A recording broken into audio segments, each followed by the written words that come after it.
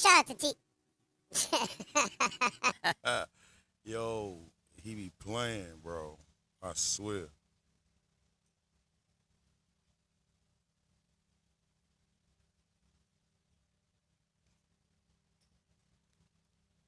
Shout out to Duty. What's going on? Shout out to the chat. What's up, man? Shout out to TP, the perspective. What's up, bro? Oh, shit. About to get into this news real quick. You know how we go.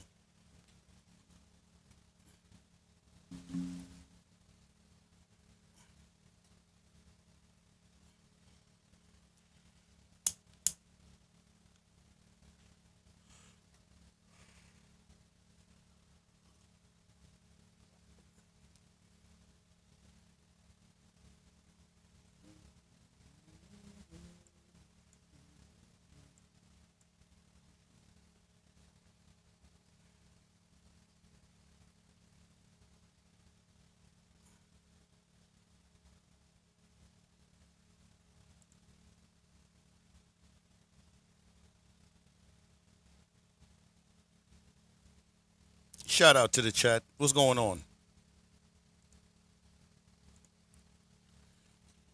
So what we have here is a failure to communicate.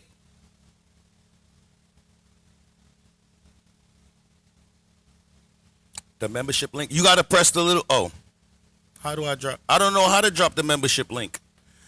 Lord of mercy. Let me see if I can figure it out, y'all. 1 second. Mm, mm, mm, mm,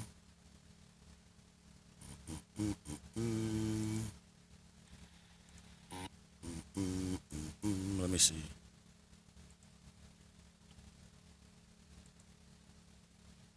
I don't know how to drop the link. 1 second, Holly Favor. Give me a second. Good morning, everybody.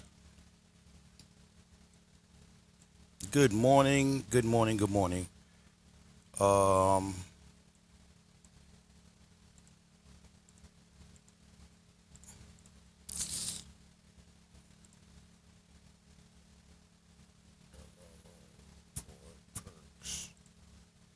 Sheesh. Yeah, it's not giving me a link to drop per se. Let me see. I don't know. I gotta find out. I'm gonna figure it out, highly favored. I'm gonna figure it out. I'm gonna send it to you. Maybe if you go to my page, it'll have the option for you to do it, because when you go to the page, there's a little join button on the page itself, I would assume. But shout out to the chat. We got some news to get into today. We have some things I wanted to talk about. I think he's asleep. When he gets up, if he comes in then I'll be able to find out. For some reason I can't see the chat in the vertical, so anybody that's in the vertical, shout out to y'all. I appreciate you pulling up.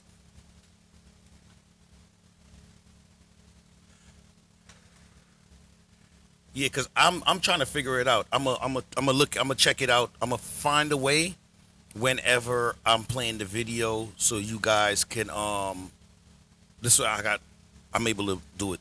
You know what I mean? But the first thing that I'm gonna get into is, so I'm not sure if anybody's aware, right? About a year ago, a young man was arrested for making weapons in his house. He wasn't selling them. He's just a tinkerer. He likes to mess with things, you know what I mean? And he's really interested with guns. And New York has the strictest gun policies in the United States of America. Well, the city, not upstate. So New York is separated into two parts. Well, three, if you think about it, right? So you have You have Long Island, which is Nassau and Suffolk County, right? That's next to New York City, but it's not necessarily New York City, right? And then you have upstate New York, which is the other counties. You know, you got what counties is up there? I don't know, whatever counties is upstate, Oneida, Onondaga, all of those different counties up there, you know what I mean? And then you got New York City, the 5 boroughs. Within those 5 boroughs, even Long Island doesn't apply the same rules as New York City does. It's a little different, you know, because it's densely populated. They have stricter gun laws so that everybody isn't just carrying weapons around willy-nilly, right? That's understandable. But the laws are set up in a way where they violate the Second Amendment. So there's a whole lot of Supreme Court stuff going on with the laws in New York, because for all of these years the laws have been the way that they are, and they've never been a problem with it. The Supreme Court was just like, that's just, you know what I mean? They didn't look at the fact that these laws violated the Second Amendment. And we're going to look at a little bit of it right now.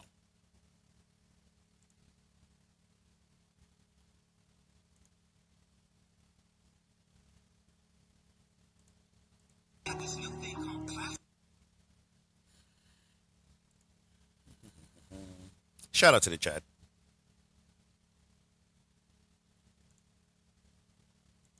Now to the story of a quiet, studious man from Brooklyn who's doing hard time upstate. He openly admits to assembling ghost guns at his home, which is illegal, but he says his constitutional rights are being violated. Tonight, our conversation from behind prison walls, beginning with the moment...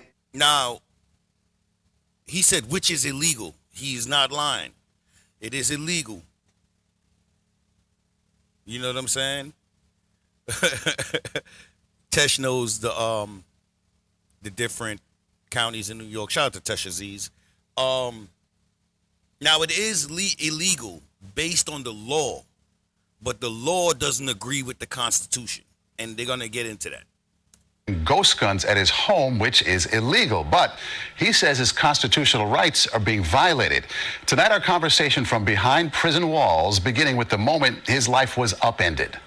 6 o'clock in the morning, you're lying in bed. Yeah. What happens? I hear a bang, and I see underneath the crack in my door, I see like weapon lights flickering back. And I said, ooh. Hands up.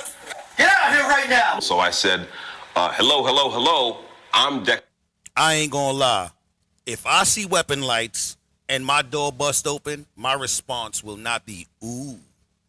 He said my response was ooh. I wouldn't be ooh, because I've been beat by the police before in the streets in front of everybody.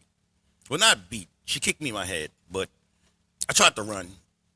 You know what I mean? So to them, making them work hard is like asking for an ass whooping. You feel me? Making them run and shit like that. Police officers don't come to work to run, even though that's part of the job. So when you make them run, they on you. You know what I'm saying? Hands up. Get out of here right now. So I said, hello, I'm Dexter Taylor. My name is Dexter Taylor. Yo, we know your name. Come on.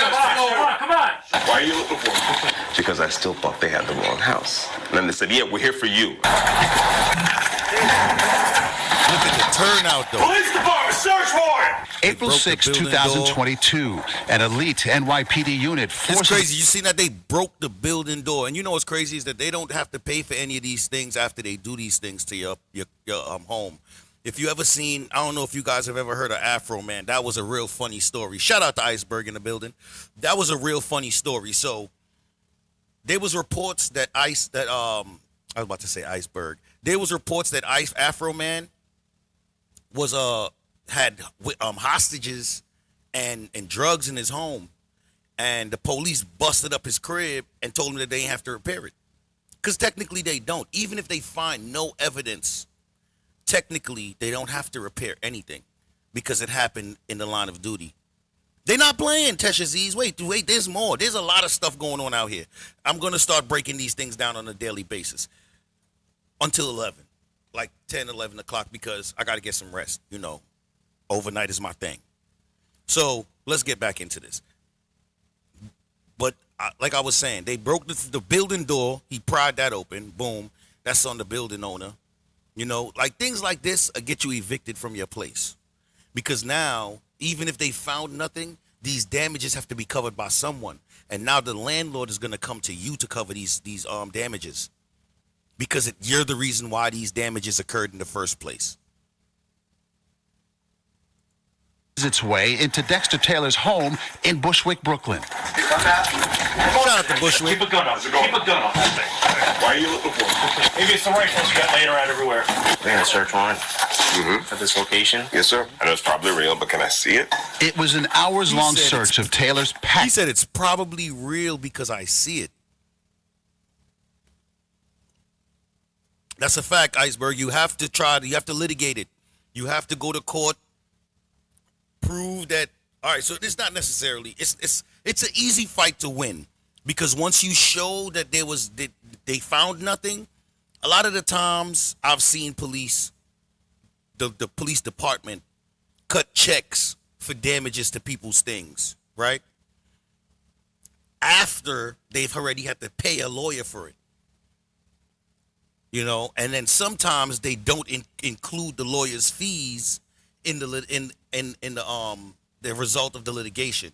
So you would have to still pay the lawyer while they pay for your things. Some people will just pay for it themselves instead of going to pay a lawyer to get the money to fix the stuff, because it'll be almost the same price, you know? It depends on how much things they tear up and the lawyer's cost, you know? Sometimes it's less.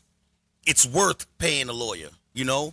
Like if you have a car, a real expensive car, like I watch this guy. He comes from Canada. He brings his cars from Canada to America and drives them. And he often runs into trouble because the cops don't necessarily know the law as good. They only know some of the laws. They know the laws. That's definitely highway robbery out here. You know, they got tolls all over New York City now. They put one in the middle of Manhattan. It's just craziness, right?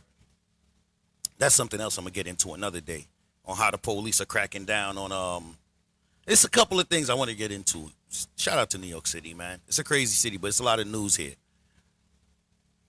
So whenever this guy presents his Canadian license, a lot of the officers in California tell him he's not allowed to drive. So there was a couple of times where they have taken his car and damaged his expensive Lamborghinis and McLarens and these things that he brings out here. And this doesn't even happen in New York. He doesn't come to New York often. He's usually in California. But he comes from like Ontario, Canada or something, right? Most Hated Bronze. Shout out to Most Hated Bronze. And they've damaged his car, and he's paid and he's gotten the money back from the department to fix his vehicle. You know what I mean? So when it's a vehicle like that, or it's property like that, then, you know, you have to go the extra mile, because whatever you're paying the lawyer is most likely going to be way less than whatever it costs to fix a Lamborghini. So sometimes it helps. But in this guy's situation, he can't even do that, because as you will see, he end up going to jail because the judge told him don't bring the Second Amendment stuff in our courtroom. Yes, sir. I know it's probably real, but can I see it? It was an hours-long search of Taylor's packed home, found loaded with ghost guns. See his rifles? They are dressed to kill. After a week-long trial earlier this year, Taylor, who's 53, was convicted of second-degree criminal possession of a weapon and other charges. He was sentenced to 10 years for making ghost guns. I met him at Coxsackie Correctional Facility, a maximum security prison in upstate New York. Now, I've been to the Cat. The Cat is a terrible place, right? The Cat is a terrible place, but it's not far from New York. It's not as far from New York City as like upstate or what is that shit? Wendy, Collins. You know what I'm saying? Like, it's not that far. You know what I mean? Those Katsaki isn't that bad. I mean, as far as distance goes, you know what I'm saying?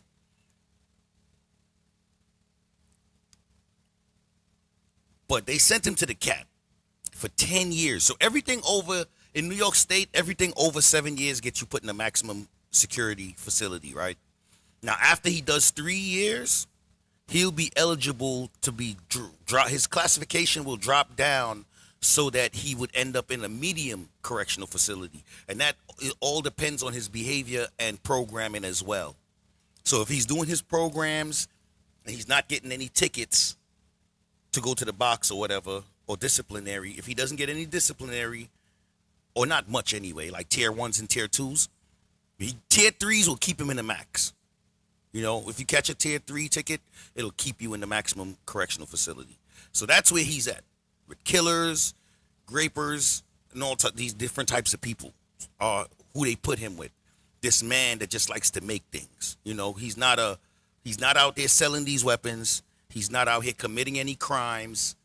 He's just based on the law, he did commit a crime, but he's making these guns for a reason. Like, he's building these things for a reason. He's going to get into that in this interview. Coxsackie Correctional Facility, a maximum security prison in upstate New York. In your home are 13 weapons, yes? Yeah. 13 guns. That sounds right. What kind of guns do we have here? All of them were either pistols or AR style, right? I made a handful of Glock style pistols, and I want to say 8 AR style rifles. These weapons are in the house? Yes, sir. They're in a closet? I saw pictures of them. They looked like my suits in the closet. Yeah, they're that's stored. right, they're hanging like on hangers. That's right, yeah. You have the right to remain silent. Do you understand? Yes, sir. Taylor is a self-described nerd and tinkerer. He graduated from Stuyvesant High School, studied biomedical engineering for a time at Johns Hopkins University, and later taught himself how to write code. He says he's been fascinated with guns since he was a child. His goal before the arrest, to develop better weapons systems for the police and military. You see, now as honorable as his mission is, right? As honorable as what he's trying to do is, it is still against the law. New York state law. You feel what I'm saying? So his thing, his fight in court was that I broke the law, but the law is unconstitutional. And the judge says, don't bring this Second Amendment stuff in the courtroom. That right there is great grounds for appeal, because no law in America can be created in contradiction to the Constitution. The Constitution is the baseline, and then every law is built on top of that.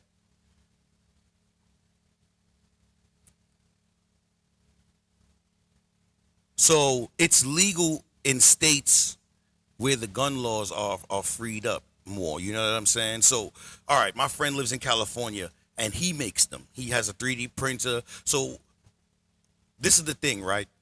There's a process to it.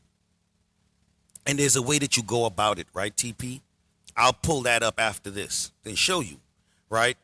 So when you order these things from these companies, this is how they know he had these things, right? When you order these things from these companies, they keep a record of who they send them to. And ATF comes, hey, we need to see the record of all of the people that you sold these things to make sure that they're good people to sell them to, right? So now they know he's ordered all of these things. They're like, oh, he's in New York City. We got to go. We're going to send this to the NYPD, and then NYPD is going to go get him, because we know in New York City he can't make these. But Virginia, even upstate New York, you could build these things upstate New York. If he was to move to fucking Syracuse, Ithaca, Albany, anywhere upstate, Niagara Falls, Rochester, Buffalo, anywhere up there, he would have been able to do this legally. You know what I mean? As long as he followed the right procedure. You know what I'm saying? So now, the thing about ghost guns is that they don't have serial numbers on them. The receivers don't have serial numbers. So now, this is the thing, right? So now, when you make a ghost, you can't. So unless you have machining equipment, you can't make the barrel and the uppers, right? The part that loads the ammunition and fires it, people usually buy that. What they're making is the lower, the handle part. And then you still need a parts kit to equip the lower so that, well, I'm a fanatic, right? I'm a gun fanatic, so I know these things, right? I watch a lot of gun videos, demo. I watch a lot of people, right? Hickok 45. I watch all these different guys, right?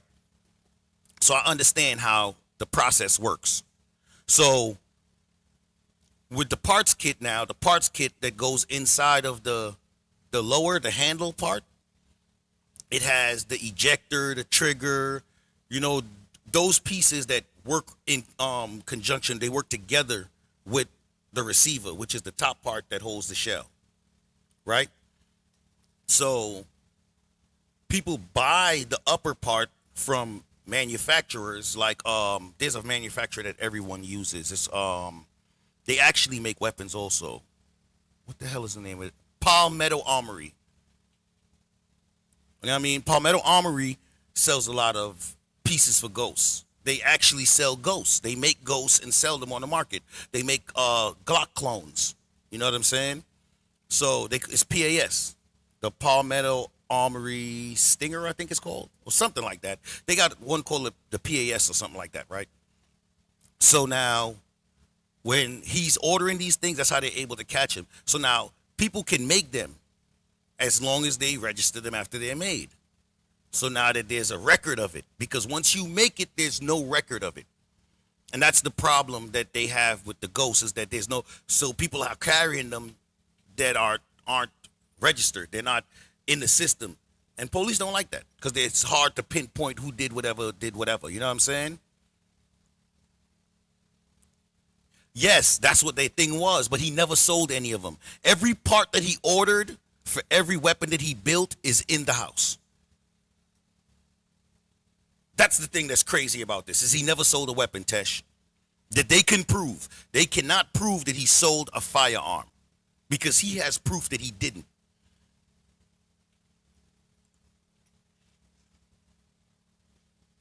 I have something to offer this industry. Guys like the guys who broke down the door of my apartment, right, spend a lot of time tuning their weapons. They might be able to use a system like I came up with. I wanted to work with these guys. How do you think you got on their radar? I know how I got on their radar.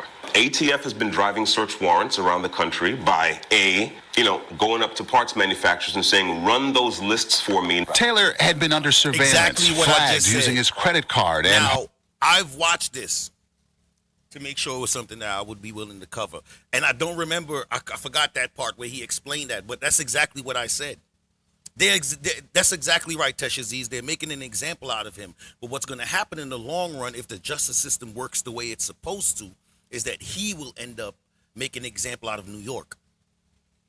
He will end up ushering in change in here, in the state of New York, in the city of New York, as a matter of fact. Because like I said, there's another video I'm going to play after this where this is in the Supreme Court. This whole, not his case, but the whole New York gun situation is in Supreme Court. Because they've allowed people to carry in New York City because it was against the law the way they were denying it. So they've allowed it, but then they put all these different restrictions on it. So imagine this. Hold on one second. Give me a second, guys.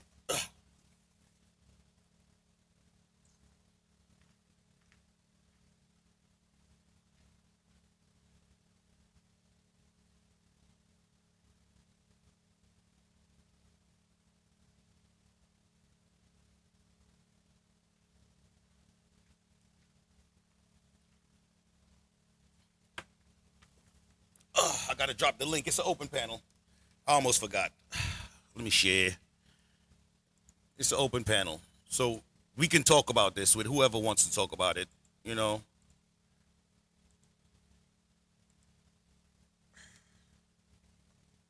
I done forgot what I was about to say.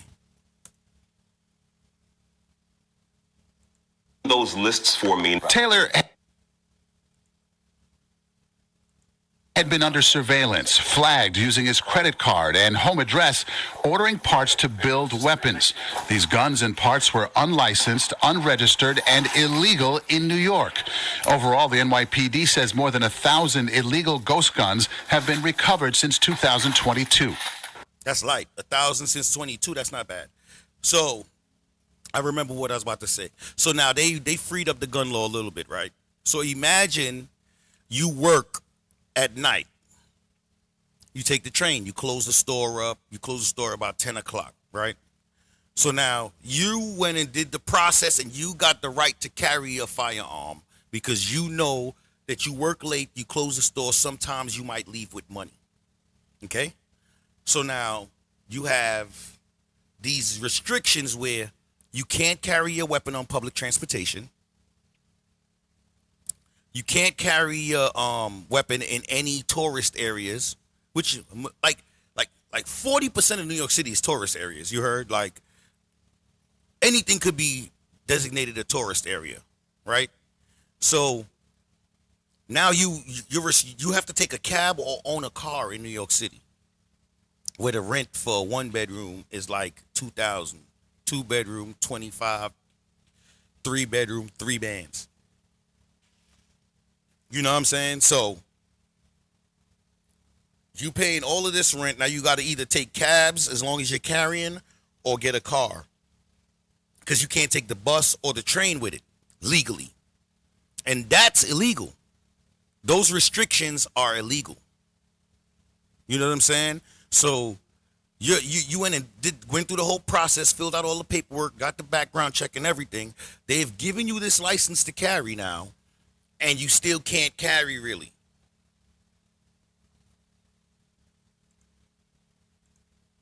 More than 1,000 illegal ghost guns have been recovered since 2022. Did you have a license to carry a gun in New York City? I still do have a license. It's called the Second Amendment. Were your weapons... Still do have a license. It's called the Second Amendment.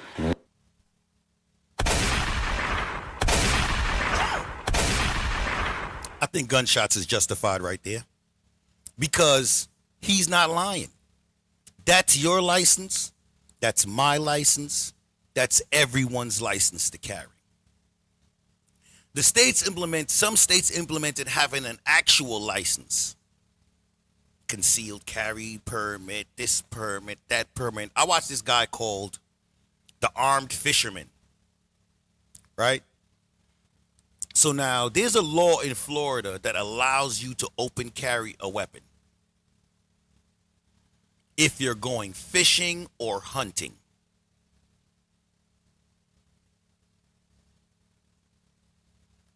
For Long Island, you can have a gun for the house, only to be in the house. So I guess Long Island operates under the same exact laws as New York City.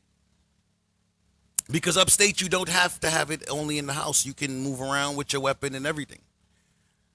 But all that's going to change soon, because the Constitution is the Constitution and it says what it says. So they're going to fight it out. You know what I'm saying? And cases like this set the precedent. You know what I mean? Because once case law has been determined, that's what they're going to have to use going forward. So if he beats this on appeal, that will be the new case law. Whatever the judges say, and when that appeal comes through, that will be the new case law. The most recent. I don't know if you guys understand how that works. I don't know if you guys watch Sis when he does his court thing. They cite cases from back in the days, because those cases set the precedent for what's supposed to be happening in the court. You know? So a judge generally doesn't go against another judge unless that judge was wrong. Like egregiously wrong. It has to be, blatant in your face. They have to be wrong, So most of the time they'll refer to old case law. John versus the state of Illinois, you know what I mean? Or the state of Illinois versus John, you know what I mean? So they'll be like, in that case, this happened. So in this case, which is similar, this should happen. And that's how it works generally. Were your weapons registered? No such registration is required. Okay. So in other words, I know what you're getting at, but Okay. you see what I'm getting at. Okay. Is that The law of the land supersedes the law of the state. Do your guns have serial numbers? No. So to the people who say, come on, man, you know the law of New York State, you also know the Constitution, you know both of them, but the law is the law, and you're paying the consequences. The states get to make their own laws, but none of those laws can contravene the Constitution.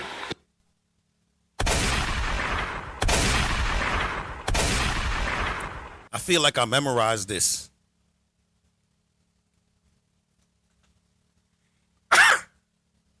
Pardon me. I really feel like I memorized this. Because he's definitely hitting all the talking points that I had made a little while ago.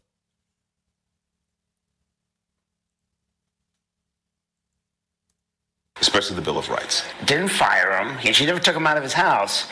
There's nothing more central to the Second Amendment than the individual right to bear arms in his own home. Vinu Varghese is Taylor's attorney. That is the ultimate legal question that's going to go to federal court. We knew we were going to lose the state court. We're going to lose at the mid-level appellate court. We're going to lose that in Albany, in New York State. But then we're going to come right back to Brooklyn in federal court there. Constitutional law professor Gloria J. Brown Marshall. The Second Amendment allows for the right to bear arms, but that is not an unlimited, unrestricted right. The right to bear arms, like every right within the Constitution, has to be balanced out with public safety, balanced out with the rights of others. Taylor has a 16-year-old daughter. He says missing her is one of the hardest parts about being locked up, and says she is proud of his fight. We watched the body cam video. It ended up very calm. Yeah. You know, undoing your shoelaces, put your glasses on your face. Everyone was calm and respectful. And I played it calmly and respectfully as well. People that have been convicted of manslaughter, people that have been convicted of molesting children are going to get out earlier than Dexter Taylor, who hasn't harmed anyone. What do you want ultimately? I hope that we can compel New York State to abide by the law. Again, the law of the land is clear. I'd like to have my conviction reversed and do what I originally planned, which was to buy some land in New Hampshire somewhere and make a gun lab and go start my second career in the firearms industry. Most strikingly, Dexter Taylor refused to take a plea deal for 3.5 years. Instead, he ended up with the 10-year maximum. He says he plans to fight it, as you heard, in the federal courts, all based on the Second Amendment. And we will keep an eye on this one. Yeah, absolutely. I mean, clearly a smart guy, right? Stuyvesant and taught himself code. Yeah. Yeah. Clearly. A true believer. Complicated issue. A true believer, Very complicated issue. Yeah, like he heard, he said he was going to develop weapons for the police and for the military, and he's going to fight this thing all the way, maybe to the Supreme Court. We'll see. Resolute. You got to fight it to the Supreme Court because that's the only place that's going to acknowledge the Second Amendment and really stand by his constitutional rights. Nowhere else is going to stand by his constitutional rights. You know what I'm saying?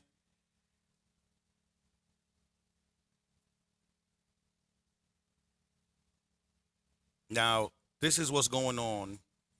This video right here is from, what's the date on this joint? This is from 3 weeks ago. So this is happening right now as we speak. That guy was sentenced about a month ago.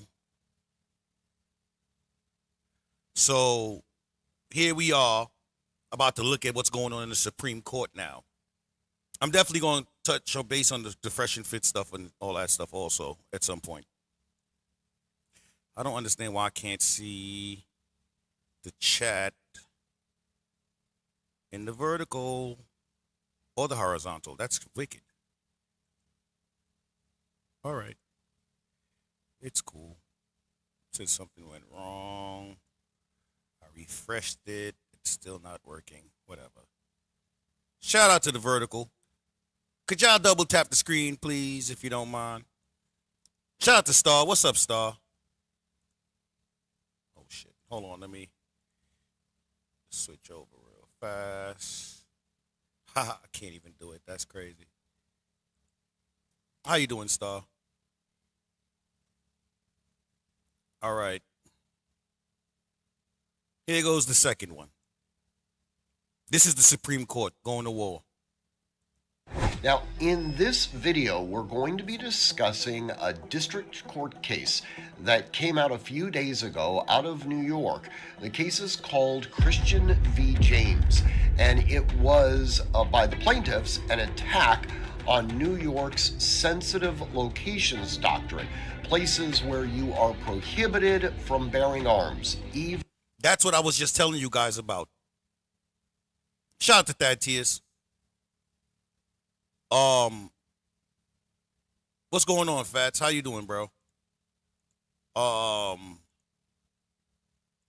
So I was just telling you guys about the sensitive location thing, where they are restricting you from carrying in certain places, and that's not legal, because if they restored our right to carry, making it so that we can't carry in places where like carry all the time is not really legal, because maybe, all right, bars, that's everywhere, you know what I mean, because alcohol is the main source of income in those places. You can't possess a firearm in those places.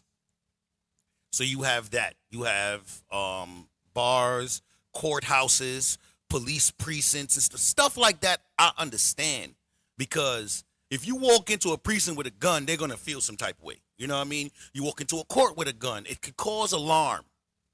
You don't want to cause alarm. But other than that, shout out to Star for becoming a member.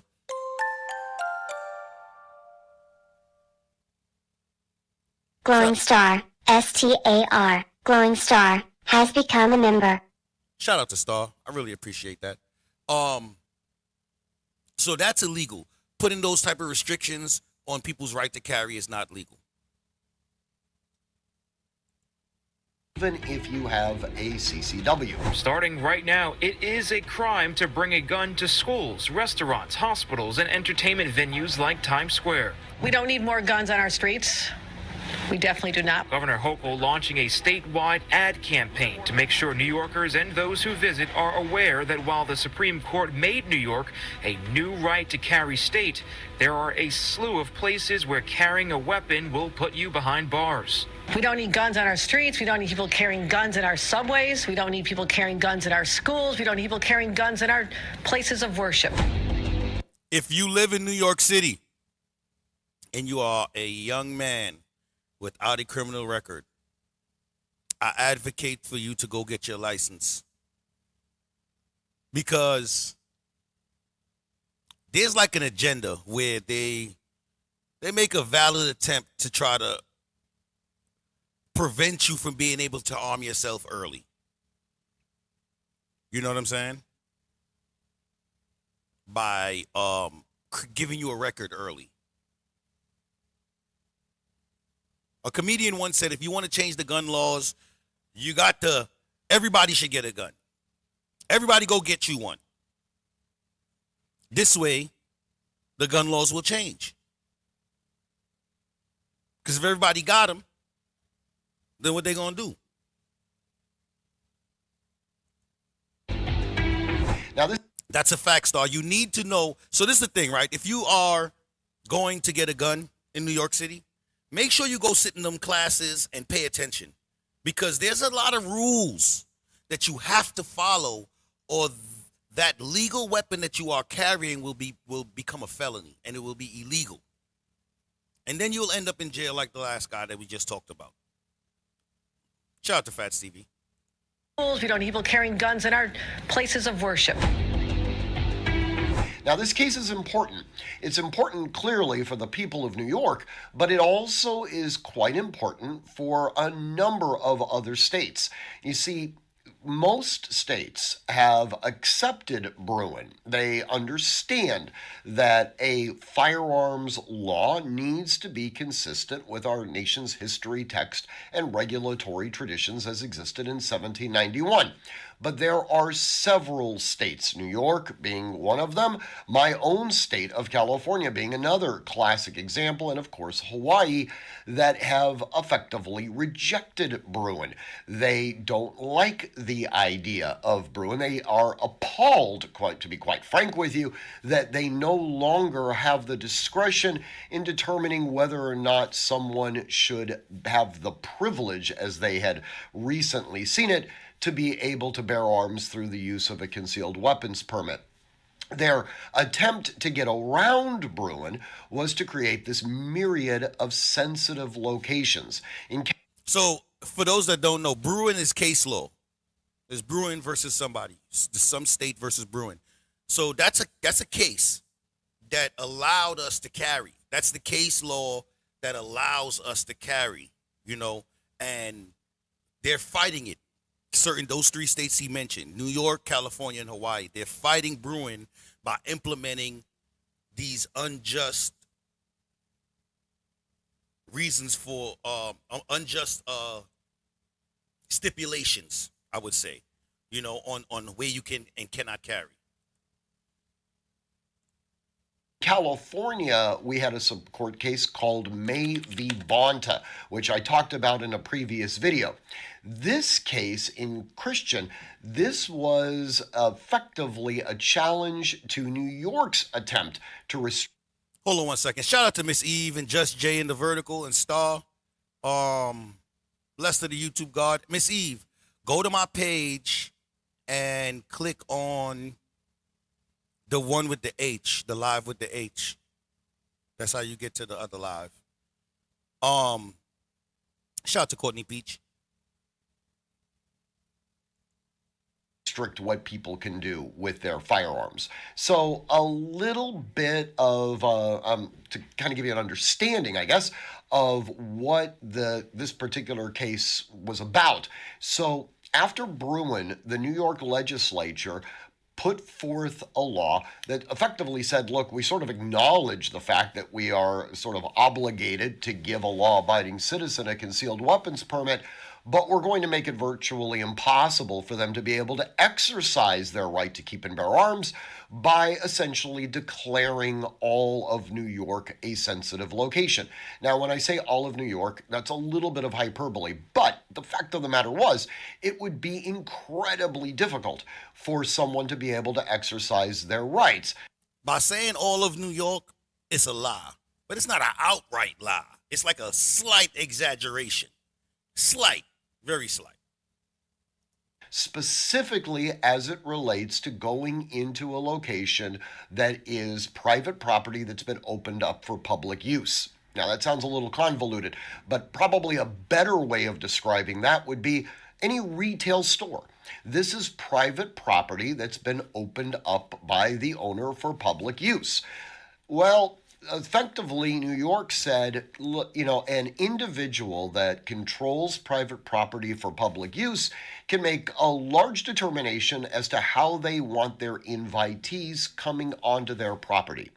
We are going to go ahead and presume that this private property owner does not want people coming onto their property bearing arms. So we're going to create what's been euphemistically referred to as the vampire rule, essentially stating that if a private property owner would like someone to come onto their property with a firearm, they are going to have to publicly disclose that with some form of signage, purposefully inviting these people on. Now, if that signage is not present, then it will be presumed that they do not want people coming onto their property. Now, in most jurisdictions, if you intentionally go onto someone else's property without permission, that is a misdemeanor. It's called criminal trespass. In New York, for this limited scope, they were going to make it a felony. Now, the upside of being a felony, I suppose, is that once you are designed as being a felon, you lose your firearm rights for the rest of your life. So they could kind of get things with, essentially 2 birds with 1 stone.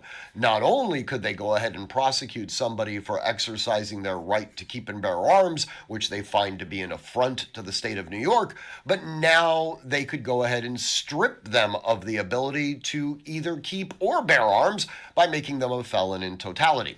Well, there was a lawsuit that was filed, and there was been many machinations going up and down the chain. But ultimately speaking, a few days ago, the judge in the U.S. District Court said this whole thing is utter garbage. And I use that in somewhat of a couch term. The opinion that the judge wrote is about 47 pages long, and he goes through a fairly detailed analysis. New case law. That's what that is. 47 brand new pages of case law for New York State.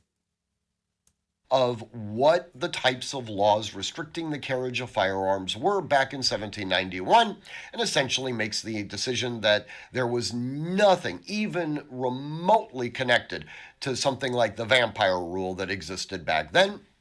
And he has now enjoined that law from being enforced. This is interesting because in the state that I live, in California, we had a decision called May v. Bonta, which has been somewhat of a split decision.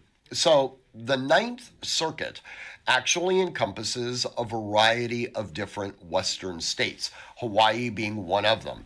Well, Hawaii, they created a response to Bruin, as well as California creating a response to Bruin. In the Hawaii decision, I don't think that should be legal. But these states do what they want. They push as hard as they can against the federal government because that's where their money come from. But they try to stay within the boundaries, so to speak.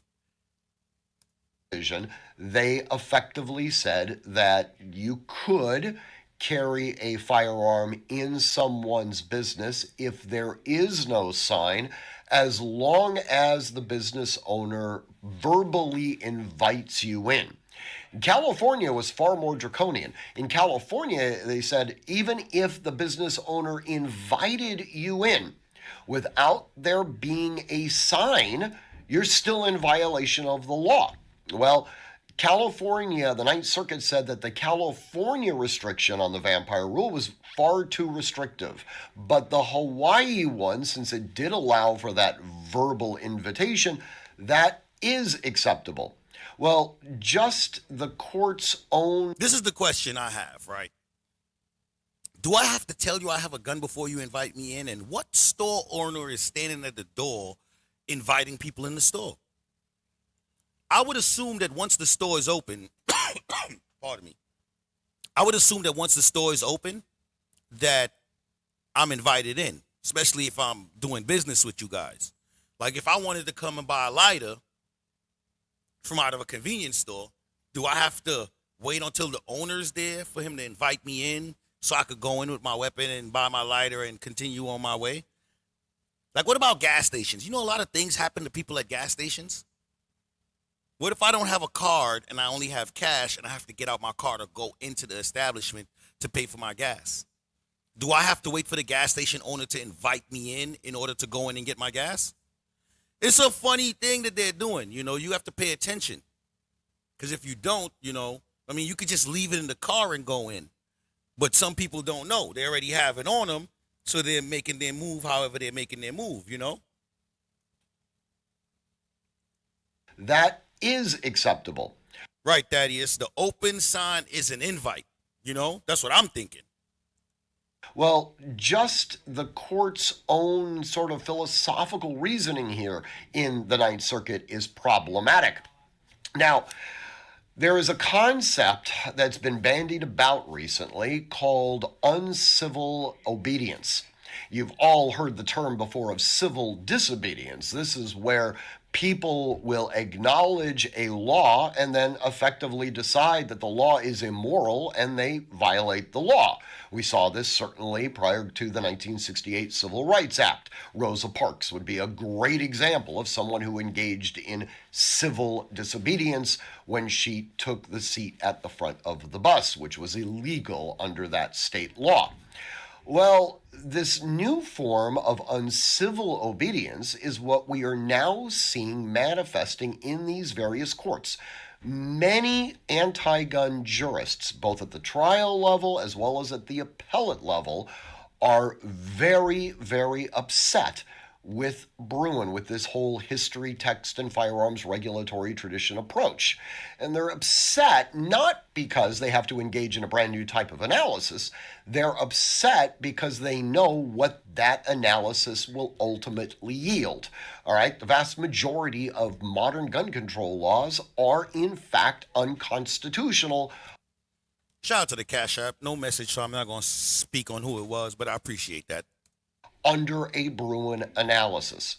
Now, they weren't terribly upset when we were using in the past the intermediate level of review of is there a substantial state interest and does the law provide a reasonable fit, right? Because they knew that with that intermediate level of review that had been in place before Bruin, they would be able to hold these gun control laws and keep them on the books.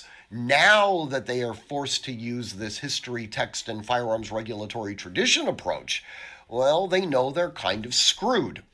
As a result, they have decided, at least it would appear that they have decided, that they are going to effectively shove this down our throats. They're going to effectively use this analysis to come up with what could best be described as absurd results. This will, in their mind, cause people to throw up their arms and say, we need to have a new Supreme Court case that will affirmatively reject the Bruin standard and come up with something that's far more concise that will, in all candor, allow them to continue to uphold gun control regulations. That is one of the reasons why we see the Hawaii law being upheld, but the California law being overturned. Now, fortunately, we do have a number of pro-gun jurists, or I shouldn't even say pro-gun, pro-constitutional jurists. For all I know, they may very well be anti-gun themselves, but they are upholding the Constitution. They are following the dictates of their superior court, their superior tribunal, in this case, the Supreme Court, setting out an articulatable test that we use in order to determine whether or not a gun control statute is unconstitutional. So he keeps mentioning Bruin, and I'm not sure. Shout out to Thad Tias for the super chat. It's going to read in a second. So he keeps mentioning Bruin, and for those that are not aware, right, this is Bruin right here. This is the Supreme Court, the 2022 Supreme Court case of the New York Rifle Association, New York State Rifle and Pistol Association, Inc. versus Bruin, expanded the right to bear arms under the Second Amendment and limited the ability of states to restrict the public carry of firearms for self-defense. So that's what the case. This is just a breakdown of the case. You feel me? If you guys want, you could look it up, and you'll find the whole entire case and all of the pages, which is probably a lot of pages to read. This is just a breakdown of it. The case involved a challenge to New York's concealed carry law, which required applicants to show proper cause for the license, which is not legal because the Second Amendment gave me the right to bear arms without proper cause, without any of this extra stuff that the states put us through. It gives me the right to carry. So I don't understand why I'm not able to carry. How come it didn't read it? Anyway, it's probably giving trouble. Thaddeus donated and said, keep doing your thing, bro. Salute. I got to go check the settings on this joint.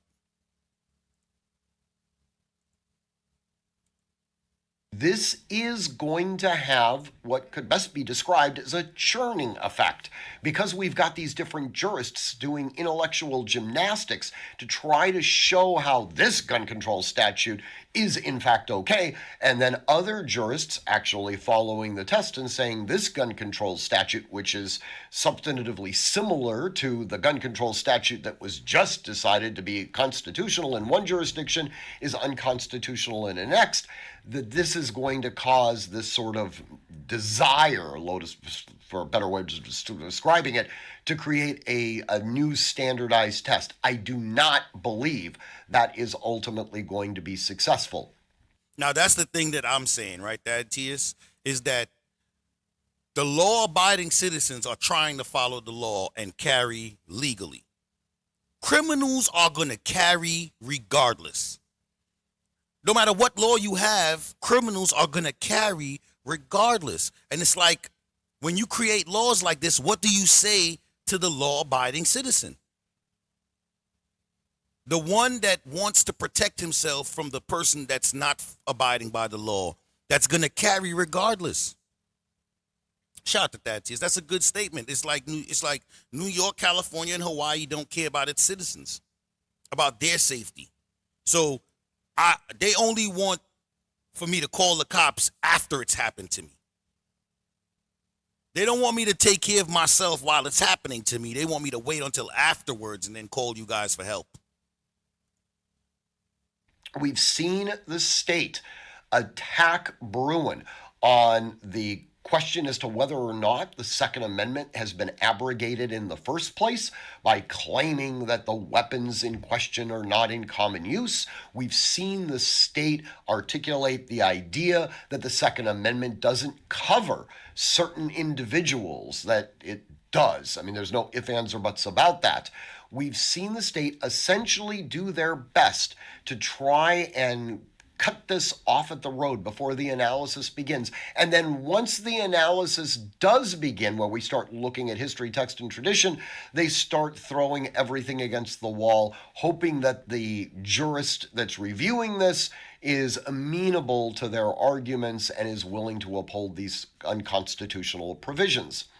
One of my clients had said to me a little while back, it appears as though for every victory that we get, and this New York case, it's a victory, but for every victory that we get, it's like we lose two in the process. And I said to him, look, you need to understand, there is a deep-seated emotional attachment to an anti-gun regime in many, many jurisdictions. There are legislators that are incredibly impassioned about the idea of ensuring that their constituents are not able to exercise their civil rights. And Star, it's not that they forgot about the gun laws. I mean, it's not that they forgot about the ghost guns, is that they don't mind the criminals having them because it allows the police to work, right? So you got to think about it. Why would we need cops if everybody followed the law? We wouldn't need them. They wouldn't be necessary, right? But because we have those people that don't follow the law, that occupation is lucrative. You get a lot of overtime. You get a lot of time to work. You get a lot of, So because of this, they're not going to be too hard on the gun laws per se. They're not. They're going to make it so that the legal people can't carry, so that the people that aren't supposed to be carrying are going to carry, and they're eventually going to get caught and go to jail. And there's a variety of reasons associated with this. On one basis, it's because these legislators are getting money from anti-gun organizations. They are. And others, they're legitimate, true believers, regardless. And on the opposite spectrum, you have these lawmakers that are receiving money from the NRA, right? So it goes both ways. You have anti-gun people paying and supporting the people that are going to put the right laws in place to stop guns and gun violence. And then you have the people that are paying other legislative individuals to make laws to allow more guns, because that's what the NRA is about. You know what I'm saying? It's about the Second Amendment. It's about everybody carrying, everybody having their right to carry, Of that fact, these legislators are... Did you just ask that question, Thaddeus? Of course the laws create revenues. That's why they put tolls and they have... So, all right, think about it like this, right? Parking, tolls, and all. Police are in charge of that. Those are laws. Those are not necessarily criminal laws, but getting tickets and all of these, like when you go to court, they have court costs. Like there's a lot of different things that go into once you start catching cases and stuff. You know what I'm saying? Like there's a lot of different things, a lot of different money that you're gonna have to spend. Lawyers make money off of crime. Cops. Yeah, I seen a post one day and it says that a doctor hopes you get sick. A cop hopes you commit crime. So does a lawyer.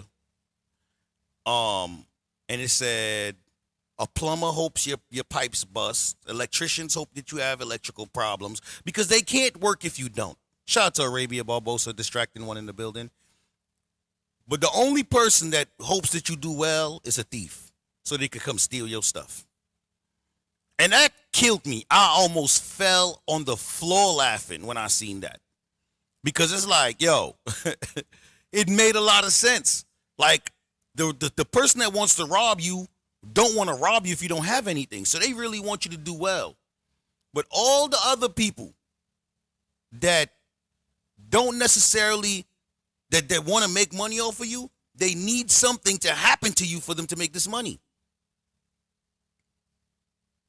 That's what these jobs predicate. They are based on the fact that if one of these things happen, if whatever happens to you, I can fix it, I get to work. You catch a case, lawyers get paid. Your pipes bust, plumbers get paid. You know, electrical problems, electricians get paid. All of these people get paid off of your problems. Everything that happens to you pays them. Doing whatever they can to try to... You might want everybody healthy, distracted one, but does everybody in the medical field want everybody to be healthy? Is the question. Because then you wouldn't have any clients. Push back against Bruin. This will inevitably result in stronger guidance from the Supreme Court. That will, in fact, happen. Guys, I'm going to pause this video for just a second. USCCA, which sponsors these videos, they're doing a giveaway right now. It is very cool, and you're exactly what the type offer behind the constitutional justice, the jurisdictional... I went too far. I went too far trying to skip his commercial. My fault.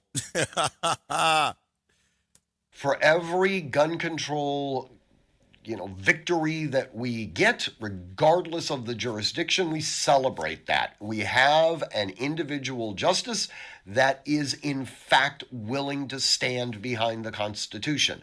And for every loss that we suffer, we need to point that out. We need to see exactly what the type of reasoning is that the state is proffering so that we can continue to attack that. In any event, guys, if you'd like to email me, you can certainly do so at steven@artemishq.com.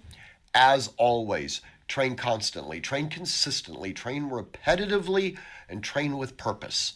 Above all else, stay safe. Make sure you train, guys. Make sure you train. Practice makes permanent is what they say. You have to practice, man. You got to get out there, get in the range, and do the things you need to do so you could be safe and secure, accurate, when you're dealing with these dangerous weapons out here in these streets. You know what I'm saying? So... Now, in this video, we're going to be discussing a district court case. So that's all of the gun stuff that I'm finna cover for now. I just wanted to answer the... Good morning, distracting one. Yeah, that's what it's gonna be from now on, man. I just this is what I'm doing. This is where we at. Shout out to everybody in the Vertical Live. So now we're going to go here. All right, hold on. So I just want to respond to Thaddeus, right? So I don't like the fact that our drugs and our food is monitored by the same administration. I don't like the FDA thing. It's against what I believe. I don't believe the people that are in charge of the drugs should be in charge of the food. That's sketchy to me. Because our food isn't like the food abroad, where their drug administration and their food administration aren't the same. There are a lot of chemicals in our food that are allowed by the FDA. The FDA allows certain things. The FDA is the ones that allowed these stores and stuff to sell clone meat. Put a red tag on it. Put a red stick on it that says clone. We've probably been eating it for longer than they have allowed it to be sold. I'm just saying. I don't like the whole FDA thing. There should be a drug administration separate from the food and food administration. Because when you put them together, if there's anyone in the FDA that has any stake in any pharma business, that's where their allegiance is going to be, where they're making their money at. They're going to side with whatever pharma wants to do. And that's not good for the people. Hey, Mrs. Baker, how you doing? That's not good for the people, you know? So when you sit back and you look at what's happening, you got these people drugging us up and making us sick.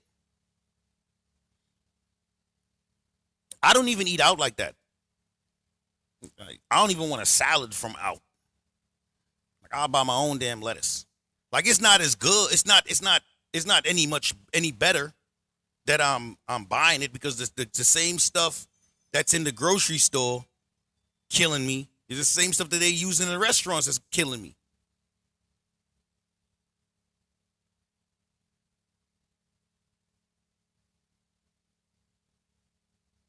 Shout out to Distracted One. I appreciate that.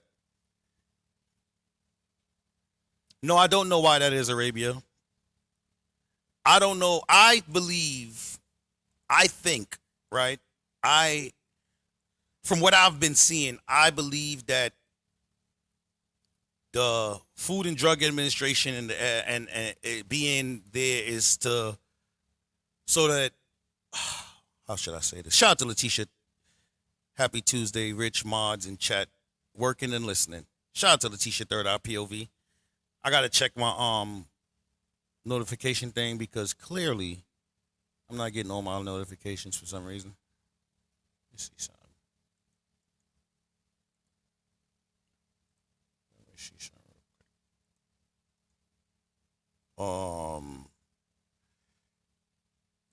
Properties.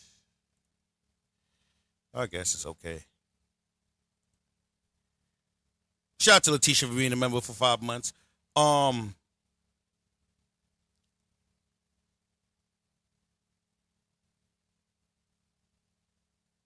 you talking about the vaccines, right? Yeah, vaccines are scary, man. And then they want to exclude you from a whole lot of shit when you don't get vaccinated. You know what I mean? Like, you got to bring your vaccines to the school and all that. Like, I don't even trust the schools. You know, I watch a lot of pro-black stuff, and they say things like, why would you let your enemy teach your children?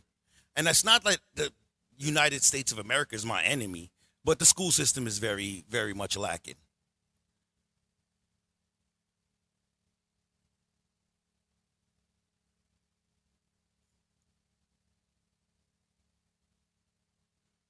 All right, so let's move on to the next thing, because there's a lot of stuff happening. So, Big Meech was freed. That happened. They're saying he told. That's crazy. You know what I'm saying?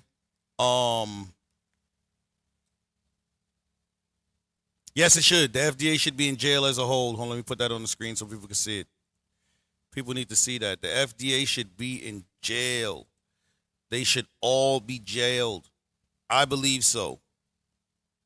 Because I can't see how them allowing them drugs in our food is legal. Good morning, Arabia.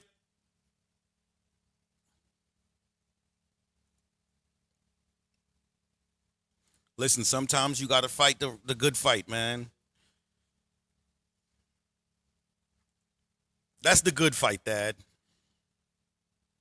That is definitely the good fight. You're not, you're fighting for a righteous cause. It's not like, you just trying to make her life difficult. You know what I'm saying? You're trying to make her life better because it's a whole lot of, let me tell you something. I understand the purpose of a vaccine, right? But I don't want you putting no weakened version of a virus in my body. I don't want no viruses in my body, honestly speaking. What's not true?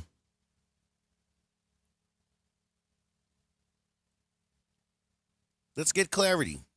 I'm all down for it.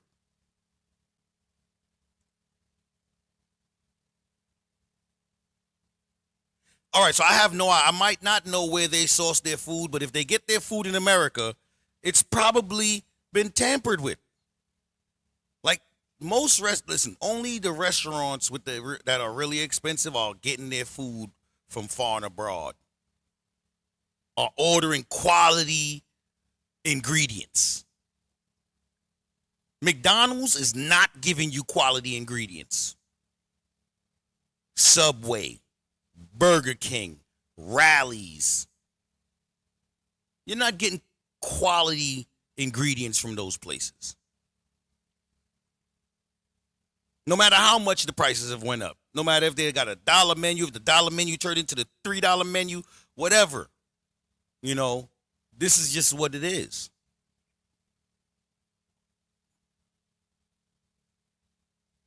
Exactly, Thad Tias. The fast food ones I'm talking about. All right, let's see.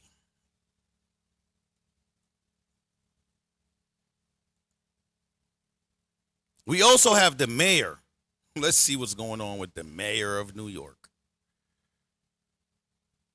You said just a fear tactic? Well, I'm afraid. I'm definitely afraid. Shit. I don't want no parts of that. I don't want no parts of genetically altered. I ain't gonna lie. Happy Thursday. Shout out to Miss Baker, Just Jay, Miss Eve, and the vertical. Double tap the screen for me if you can. We looking good over here. Right.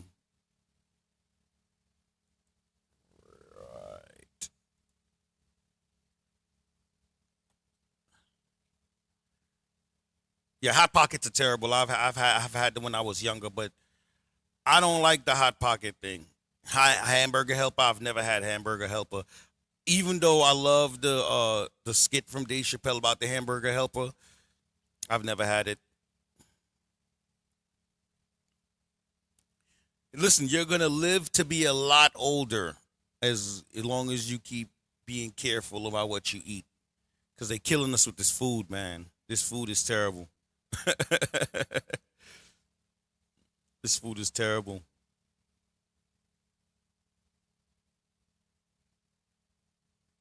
You cook like your mom? Yeah. See, that's I'm accustomed to so there's a place in Brooklyn on Utica Avenue where they have chickens in there, live chickens. I grew up on going and getting those live chickens. They'll kill it right there, swoop off the head, swoop off the feathers, chop it down like how you want to cut it for stew. They'll chop it down for stew for you. If you just want to cut in 2 halves, they'll take all the insides out, put them in a little bag, put it in there for you if you want the insides or whatever, you know what I mean? That's how I grew up. I grew up eating not the bagged chicken that's inside the grocery store. I would go and get this fresh chopped up chicken and my mom would cook it the same day. It just tastes different. It don't even taste the same. Like even if my mom made the same chicken, the same thing. I think she's here already. If not, I hope she is. Shout out to Uncle L for trying to help Miss Eve out on the vertical. Even if she cooks the same thing and uses that plastic wrapped chicken, it don't taste the same as that chopped up, freshly killed chicken. It does not taste the same. Like, I've brought freshly killed chicken home. My wife like, put it on. Like, now you got to cook this today. I'm like, you got to cook this today. It's not going to taste the same if you put it in the fridge and wait till tomorrow. Season it up, throw some lime, you know what I mean? Wash it down, skin that joint if you have to. You feel me? Pause. And put that joint in the pot. Get the fricassee in that joint. Because at the end of the day, like I said, it tastes so much better when it's fresh. Everything tastes better when it's fresh, you know? Over canned, frozen and canned. I don't like canned food. First of all, I don't trust preservatives, man. What is the preservative? What are you feeding me? Shout out to having a grill in your truck so you could cook your own food. Like, what is the preservative that you putting on there to make that shit last in a can for 5 years? The same beans that go bad in the cupboard. What liquid are you? What is that liquid around my beans that are making them last forever? That shit's scary, bro. Yes, we live in a great time, right? Frozen is better than canned. But I don't like canned, and I don't like frozen. I definitely don't like canned. No oxygen, sir. So no oxygen makes that liquid not make it not go bad.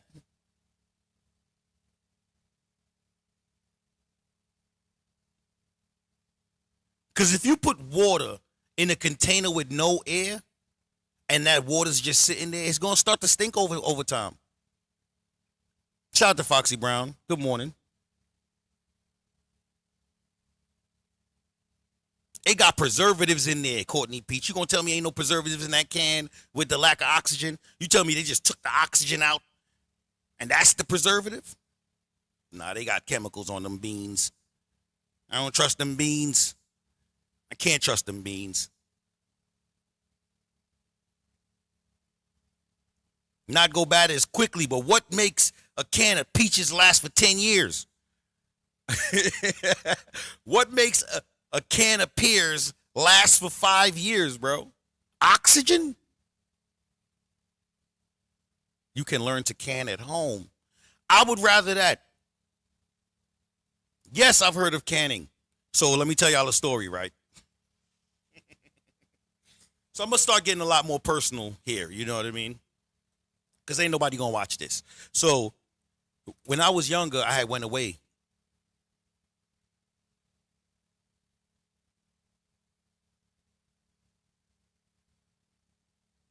It don't last that long. So I had went away, right? So this is crazy. People do this.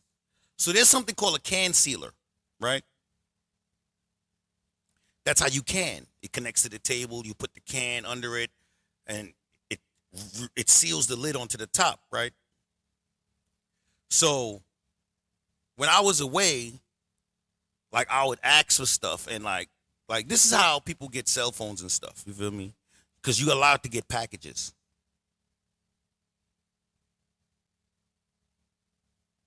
Matter of fact, I think I should keep this to myself. Matter of fact, I could tell y'all because I don't live like that no more anyway. So we get packages, right, up to 35 pounds. So you get some cans in there. You get a nice size can. You feel me? Like that could hold a phone and a charger. You wrap the phone and the charger up in the plastic or a glove or whatever, something waterproof, 2 or 3 times. Make sure it don't get wet. And you stick it down in there and you weigh it. And it has to weigh whatever the can weighed before. You know, so you pour a little bit of the stuff out, and then you reseal the can, and you send it up the way. So I've had that done for me, and I've done it myself. So I've operated a can sealer, not even the electric one. I'm talking about one you have to crank yourself, and it reseals the can for you. You know what I'm saying? And that's just like it was $600 back then, or $800 back then, you know. But so I know about the can sealing thing, right? And I know about the lack of oxygen in the can, right? But it's preservatives in there, man. It's preservatives. It could extend the life, but not for 5 years. I go get a can in there right now, and it says 5 years from the date I bought it. Like 5 years. So this is how I know about the can sealing thing. I was just giving y'all a little, trying to explain to y'all how I was introduced to the canning. So let's go see if there's anything new going on with the mayor. I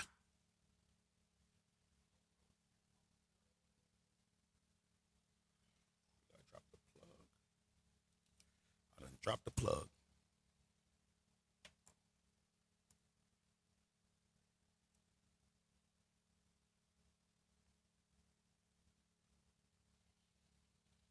Hey, you remember the man from Washington, D.C.? I think his name Marion Barry.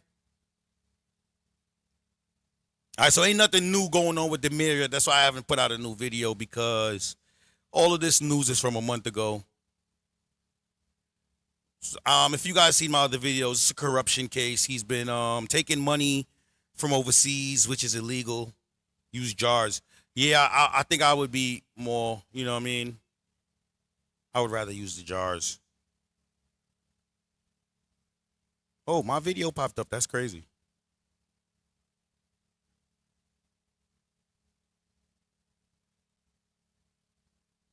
Yeah, there's no new news on the mayor. He's been charged. He's been indicted. Right now we're waiting. Court is a process, so you have to wait, and, we're going to see what happens. But they have proof. Glass over aluminum. I would rather the glass over the aluminum.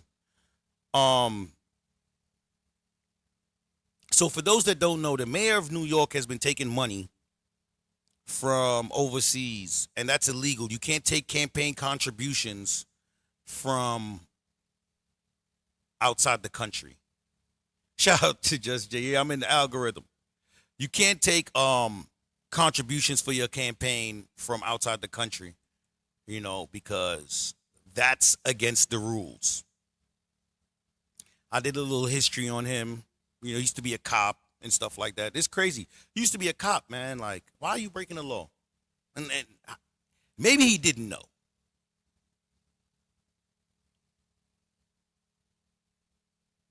And hot seal the tops. I'll try that, Foxy Brown.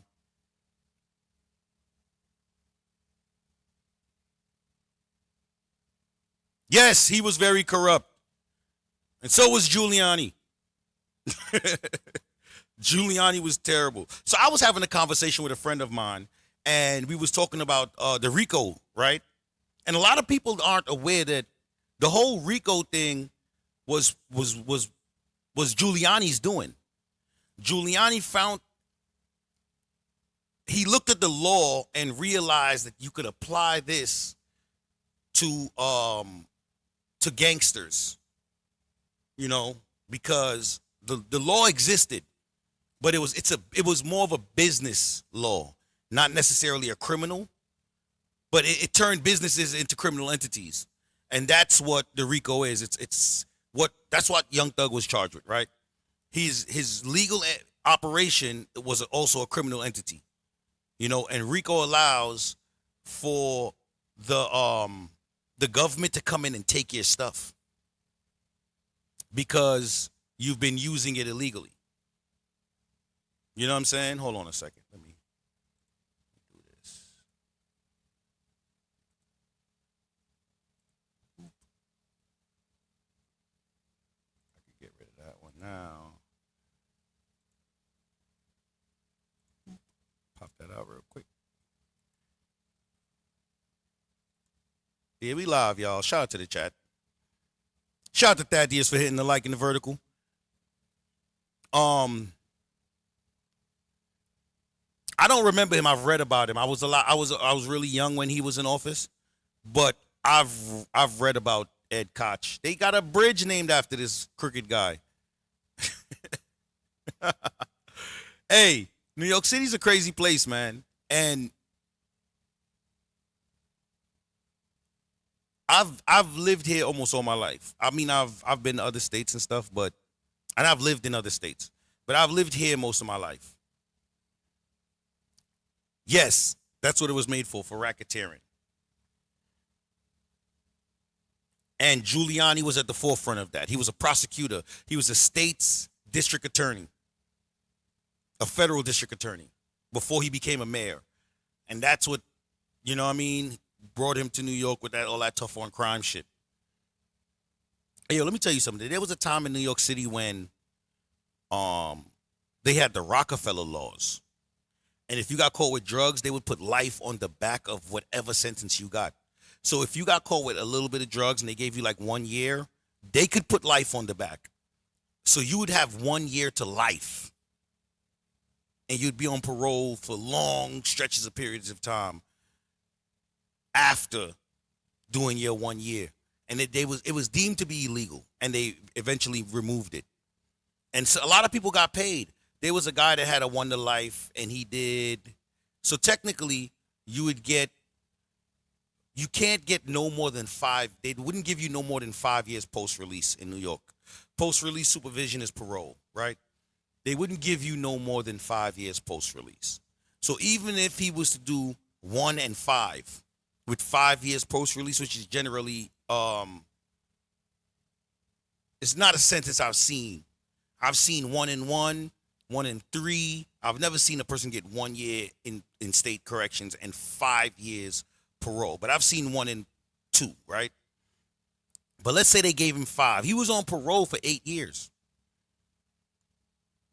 For 8 years. 8 years after he got the 1 year sentence and did his time, they changed the law. And whenever they changed the law, he went and found the lawyer as soon as possible. Got his money and got right up out of New York. Never wanted to come back. He won't even, he has family buried out here. You know what he does? He has a ceremony for them in the state he lives in. He will not come back here to go to their grave or anything. Because he felt he was done wrong. He took their money, went and bought a house with it, and moved on with his life. You know? So, you know, it's a lot of crazy things that happen out here. Disney owns Times Square. I got to look into that. They might. Let me tell you something. Another country owns all the tolls almost all the tolls in America. That's how we're paying our debt. That's why they keep popping up with these new tolls and shit everywhere. The tolls is what we use to pay our debt. There's a state where they sold the parking meters to another state, to a corporation. I think it was BlackRock. And the company increased the parking rate so they could make their money back quicker, and they've already made their money back. And they still have like 5 more years on the contract. It might be Philly. One of these states, man, they sold off their tolls. Like this is a regular occurrence, man, because our country owes, you know. So yeah, listen, I'm all over YouTube watching all these different videos, learning all these different things. We're in an information age, man. All the information you need is at the tip of your fingers if you really want to know the information. Like, there's never been a time before now where you could argue with someone and pull your phone out and get the right information instantly. I remember being younger, wishing I had a way to prove stupid people wrong. And now it's right here with me all the time. Like, people don't realize, like, my first thing is to go into my phone to get information. Like, yo, where's the nearest such and such? Google Maps. Google, you know what I mean? Where's the closest near me? Or whatever, you know what I mean? It's all in our pocket. There's no reason why people shouldn't have or be able to get information. It's all here for us. All you have to do is want to know the information. Once you want to know the information, you'll be able to get the information easily. Well, not in New York. The liquor stores aren't owned by the state, but they practically are, man, because the licensing process is ridiculous out here. You know, so they practically own the liquor store because the You have to follow the regulations. There's a lot of regulations.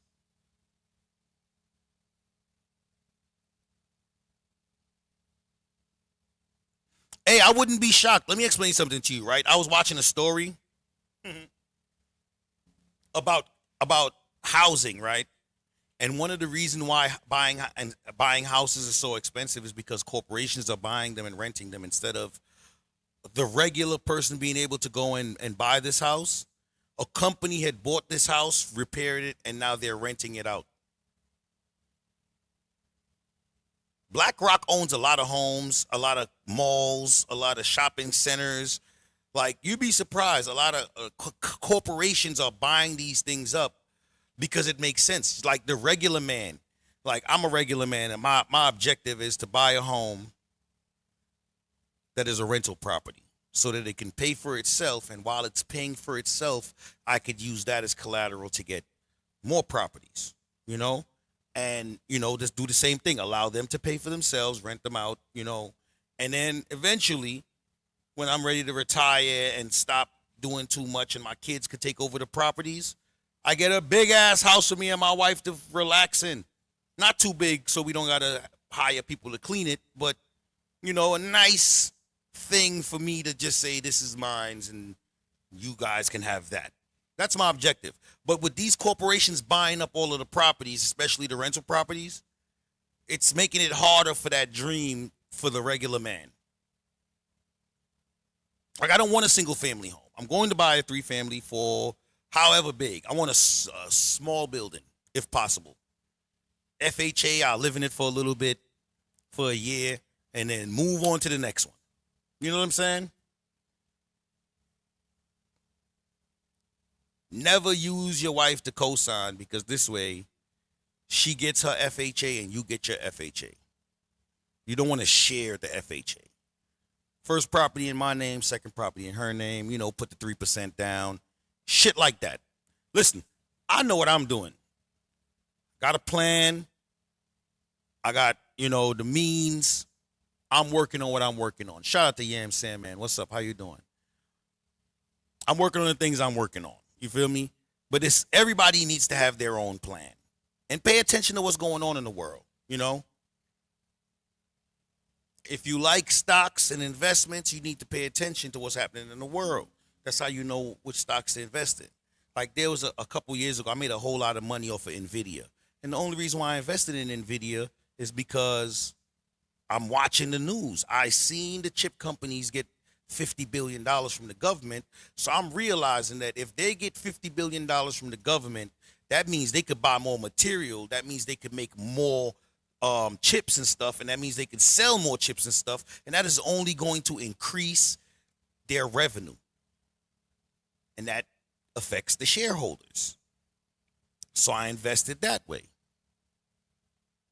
You understand what I'm saying? And it's just, you got to know. You just got to pay attention to what's going on in the world, man. I'm paying attention to what's going on in the world. You know, it's a lot more going on in the world than people arguing on YouTube. This is why I had to step away, because I got things going on, you know, and it's hard to get personal with my people when you got these things happening. You know what I'm saying? So I forego that so I could be here and become more personal with my people. Like I said, once I reach 1,000 subscribers on this channel, the camera goes on. Got the camera already. Everything's already set up. I'm already set up. Got my little green screen shit. So I got a little green screen that's connected to my chair. So this is a nice little situation. You feel me? So I've got everything set up. I'm just waiting to get to where I'm trying to get to, you know? So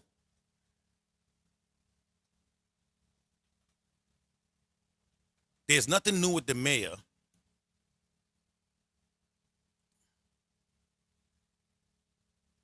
I ain't gonna lie. I was hoping one of those I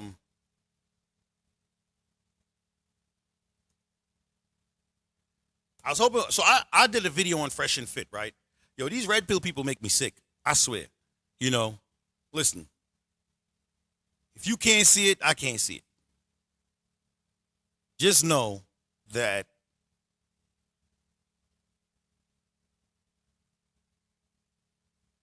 all the hate in my comments is not necessary. So I don't care what y'all think. You feel me? I put the video out. It's no lies in the video. Deal with it. You guys will be all right. So there's nothing new on these guys. I mean, they're talking about Trump and stuff like that, but there's no new drama. You know what I mean?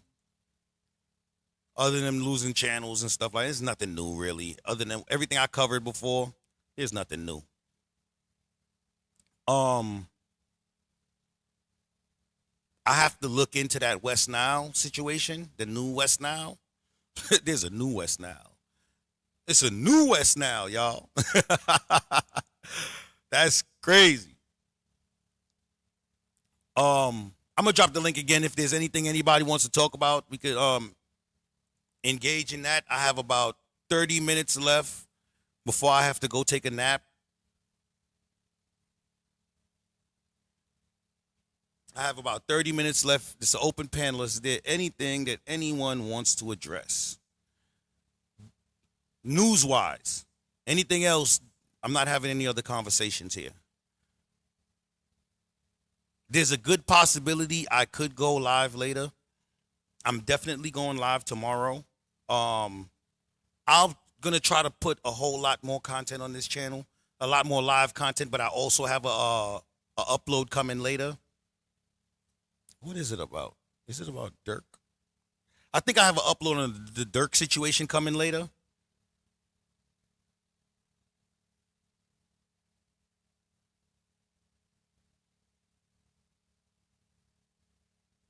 What the hell is KW? Kanye West? Don't pay me no mind, y'all. Have a great day, Distracting One. Shout out to Distracting One. Yes, most definitely. So I'm not going to take up too much of you guys' time. I just wanted to get into these topics, and I really wanted to talk about this Second Amendment thing in New York. That case is a crazy case because, no, not that Wednesday. It's just going to be a regular live like one of these. It's not going to be, you know, it's going to be a regular live, Dad. One of these lives. One of these boring ass lives, Dad. One of these boring ass informative lives. It's not going to be a Woolwich Wednesday. Toodles. Shout out to Arabia Barbosa. What's second, Arabia? Shout out to Arabia. What's up, Arabia? Hey, what's up, RollingRich? Yo, RollingRich, what's going on with the mayor? So he got indicted by the feds for taking money from Turkish nationals. Turkish nationals. Yeah, so politicians are not allowed to take contributions for their campaign from people from outside the country. So the contributions would have to come from like American companies, American people in America. He was found taking money from outside the country. Damn. And that's illegal. And they got So proof. you don't know anything about Ed Koch? You don't remember him? No, I was young. I was too young for Ed Koch. I know about him because I've read about him. I've read some things about him. That man was so corrupt. I liked Mayor Dinkins. And Giuliani, I never liked him. Never trusted him. He destroyed New York. They got rid of certain places in New York. You can't even find certain places because of his ass. Oh Lord. Yeah, he made it real hard for people to feel comfortable walking around the city. Him and what the other dude that was mayor? He was a real rich dude. I'm trying to remember his name because he was the one that wanted to do the stop and frisk bullshit in New York. I think I got caught up a few years ago in one of them sweeps, and I was living in Yonkers though, and the police in Yonkers was doing it. It was like if anything had something to do with a gun or gunshots, if you was caught in the area, they'd stop and frisk everyone. Yeah, man, New York is definitely changing. Let me see. You said, was he before Giuliani? You talking about Bill de Blasio? I'm talking about, it was this dude. He was the mayor. Oh, Bloomberg. Yeah, so Bloomberg. All right, so, remember Bloomberg? Yes, I remember Bloomberg.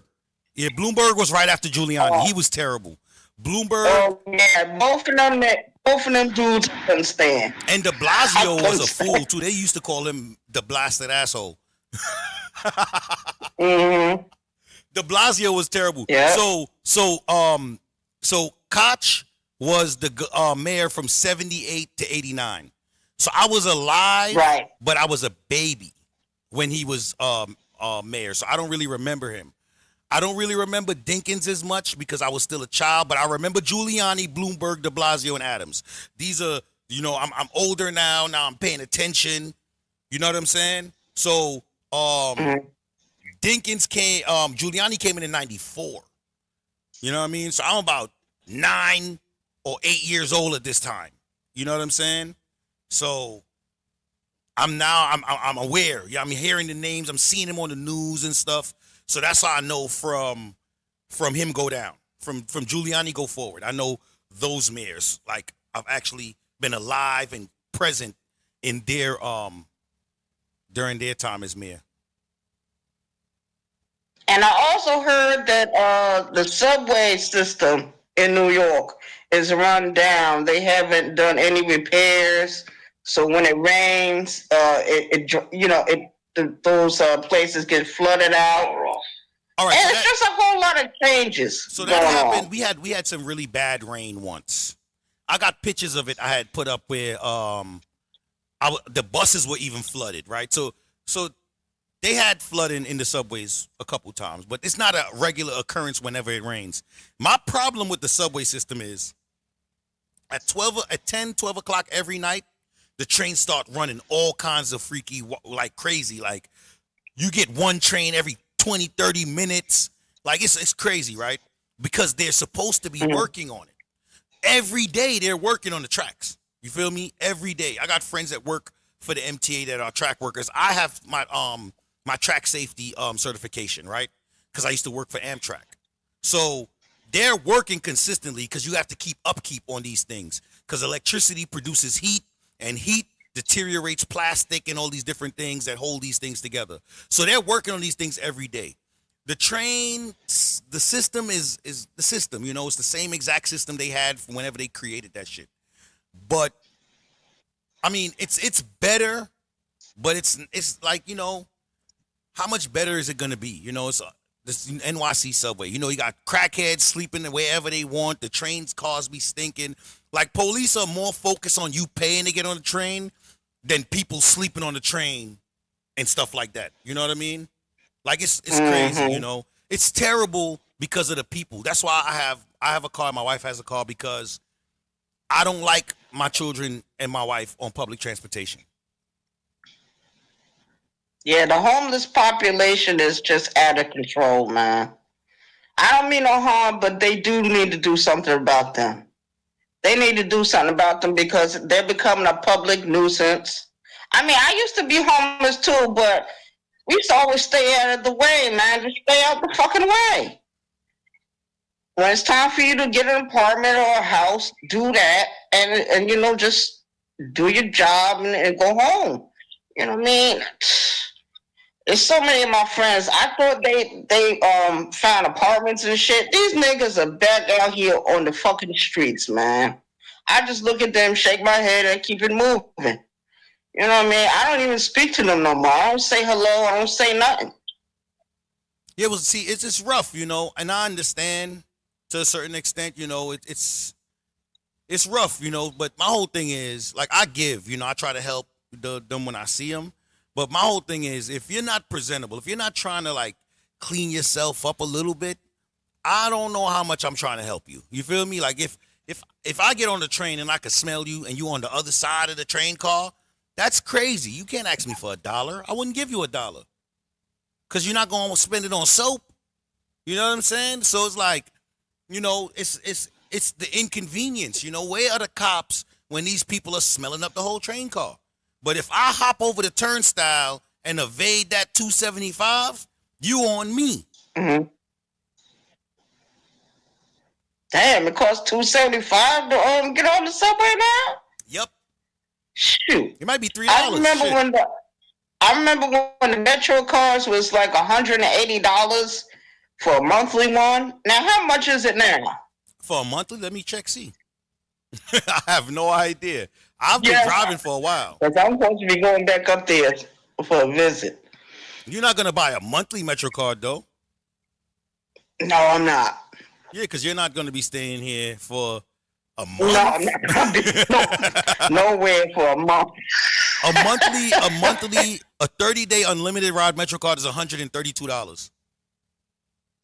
Oh, it was 180 back in my. What was it back in my day? It couldn't have been 180. It was a good amount. I want to say 180. When was this? Tell me the year. Tell me the year, and I'll find out how much it cost. What year were you talking about? The last time I was up there was 2014. Check and see what it was. It might have been less than that. $127. Okay. Well, it says in 2014, a monthly Metro card costs $127, a 30-day unlimited. Yeah, so it didn't go up much for the monthly, but the individual ride, shit. So they still, what's the day one? Like if you have one for a day or a week? Or maybe I should look it up myself. I can tell you right now. I tell you, man. New York has changed, man. A fun pass? Got too many people, rich people up there. People not even from New York, living in New York, moving out all the black people, all the Spanish people. It's ridiculous. All right, so look, I got it right here for you. A 1 day is $750 for the whole day. You could unlimited ride for the whole day. 7 day is $34. The 30 day that's is not bad. $132. Okay, that's not bad at all. It used to be 27. Or a weekly Metro. I don't know. Well, you said it's 30 something now. And I know how much the cigarettes are, especially in the city. When you go to Yonkers or Mount Vernon or someplace like that, White Plains, the cigarettes are a little cheaper. So, I don't know. But thanks for having me up, RollingRich. Shout out to the chat. Y'all have an awesome day. Thank you for coming up and having a conversation with me, Arabia. Oh, no doubt. My pleasure. It's not a problem. Shout out to WabbitTube Network, Uncle L. Is there anybody else that wants to have any other conversation? Let's talk about it. That's what I'm here for. I'm about to get up out of here in about 15 minutes. Got to get some rest. But we will definitely be back tomorrow. I will definitely be checking in and keeping tabs to see if there's any new developments on what's going on with the mayor. I will definitely be checking on his appeal. This guy's appeal to make sure that to see what's going on with that, and also the Supreme Court case with the for the firearms. If there's any new fresh and fit business, I'll get into that. I have an upload coming out later about the Little Dirk situation. And I also have another upload that I'm working on. It'll probably be like, 50% clips, 50% AI doing the narrative. For the video I'm dropping later. But yeah, that's about it. We had a great live. I appreciate everybody for coming. Did I drop the link? Yes, I did. If there's anything anybody wants to talk about. Yes, we had some terrible mayors out here.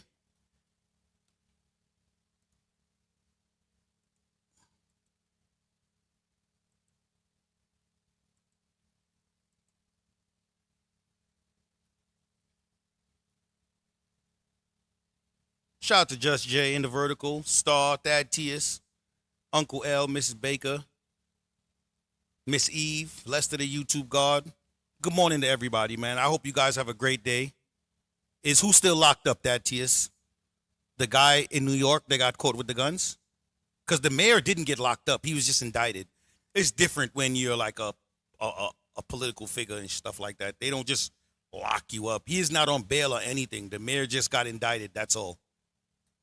It's a little crazy to me, but that's what happened. If it was me doing whatever it was, I'd be in jail. But it wasn't me. It was the mayor. So he's still free, running around. Yes, Dirk is still locked up. Dirk hasn't made bond yet.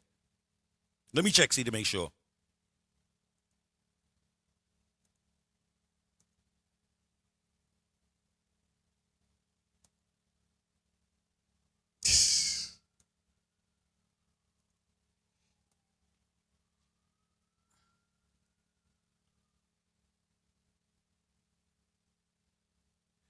What the hell?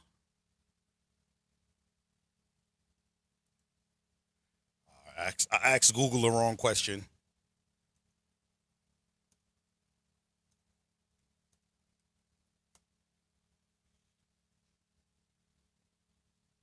Oh, shit. All right, so let me watch this little 45-second video.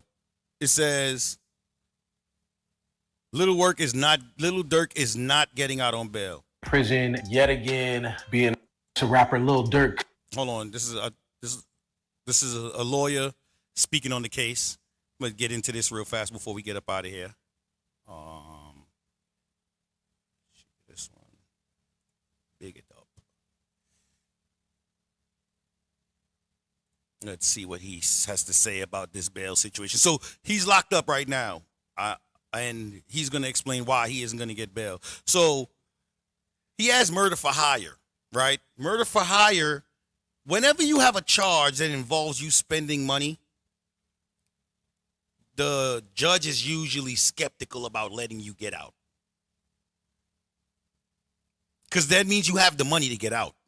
So a lot of the time they wouldn't even give you a really high bond because they know you're going to make it. They'll just give you no bail.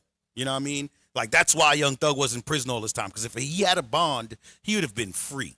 You know what I'm saying? But he didn't have a bond. So rapper Lil Durk could potentially be spending the rest of his life in prison. Yet again, being a rapper proves to be one of the most dangerous professions in America. The situation surrounding Lil Durk, is no exception. He finds himself in custody now. He's not gonna get bail. Why is he not gonna get bail? Yeah, so he's in custody. Let me see something. This was 3 days ago.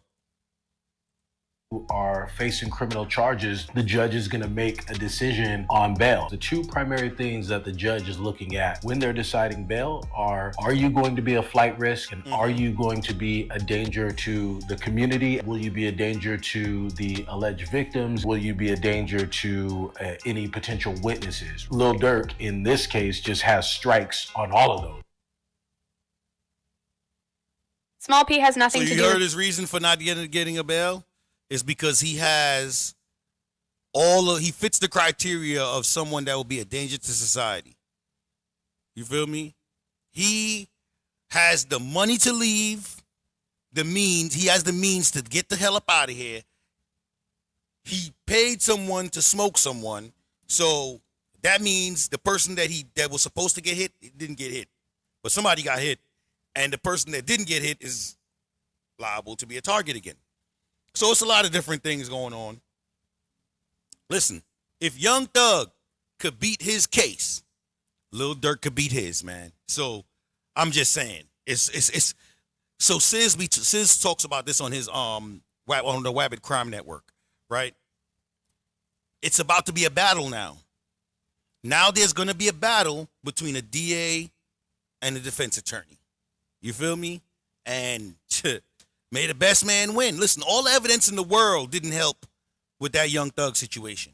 You know what I'm saying? So, and they had good evidence. You feel me? Because, like, even with YF and Lucci, right? YF, like, all of these guys are using their business, their legal business, to rent and purchase things for illegal activities, man. It's not smart, bro. It's not smart. Listen. I rapped. I used to rap. You feel me? Like, this shit could change your whole generation's life. Listen,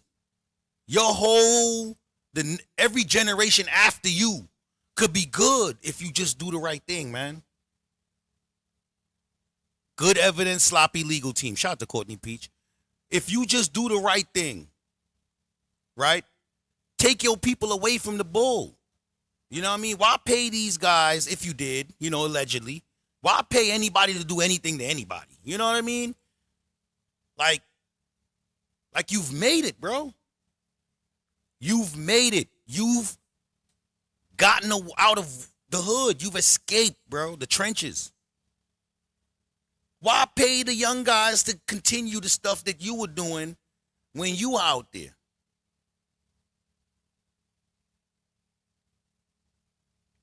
Hip-hop ain't going nowhere because they love it. People love it. White people love it. Black people love it. Chinese, Asian, everybody loves hip-hop. We set the trends. Hip-hop sets the trends. Ain't nobody following no damn rock stars, man. Hey, let me tell you something. After Lil Wayne picked up a skateboard, it's the most I ever seen people skateboard.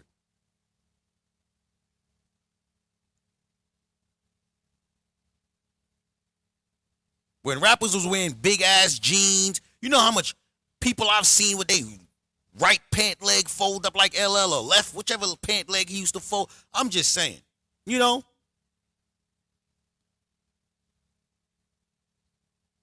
hop isn't going anywhere. What needs to happen is better hip hop needs to be made. Better music needs to be made. That's what needs to happen. Like, I listen to this guy. His name is Gifted Hands. There's good hip hop music out there. He's a Christian rapper. Like my friend Relly, he's a Christian rapper. D1, he's a Christian rapper. Like even if you don't listen to Christian rappers, if you listen to J. Cole, Kendrick Lamar, they might talk about doing things or things that they've done in the past, but they're not encouraging the youth to go do it. It's a difference, It's just a difference, you know what I mean? It's a difference in the music. I like the drill music, I listen to it. The beats are infectious. They got good tempo, you know what I mean? But that is how you forget that, man. LL Cool J had everybody with their pant leg up, even in the wintertime. J. Cole is definitely fire. You feel me? He's definitely not making music that's encouraging the youth to go out there and do ignorant stuff. You know what I mean? And this is the problem. I got 5 more minutes. This is the problem, right? Is that they glorify it and then they're rich. They're glorifying all of these negative things and then the person that's saying all these things are rich. Come on. Star, listen to a song called My Heart Instead by Gifted Hands. And tell me, whenever you see me in another chat, tell me what you think about it.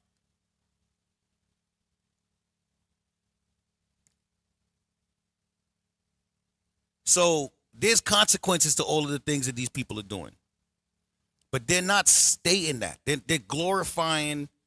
So now, as a young man, I'm listening to your music talk about all of the crazy things that you're doing, and you're rich.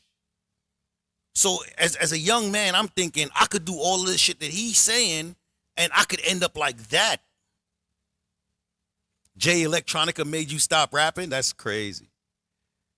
That's a crazy one. Jay Electronica is an animal, though. He gets busy. He's a penman, man. He's one of those guys that'll whip you with the pen. Very talented, Jay Electronica, man. I met him remember Beat Street? There used to be a record store downtown Brooklyn called Beat Street. They sell cassettes and CDs and shit like that.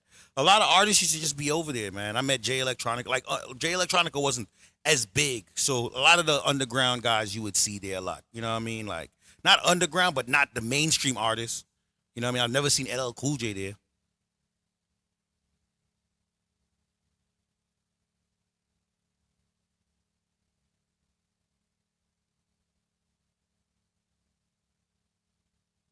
I'm going to check that out. I'm definitely going to check that out. And when I see you, was everything you wanted to rap like? That's understandable. Like, I didn't have an artist I wanted to rap like, but my rap style is influenced by a lot of artists.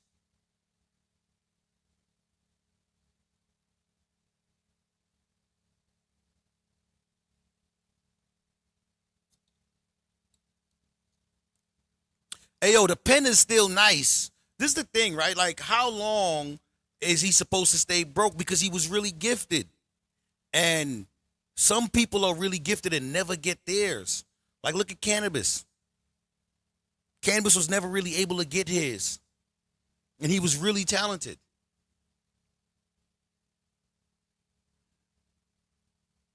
I'm just saying.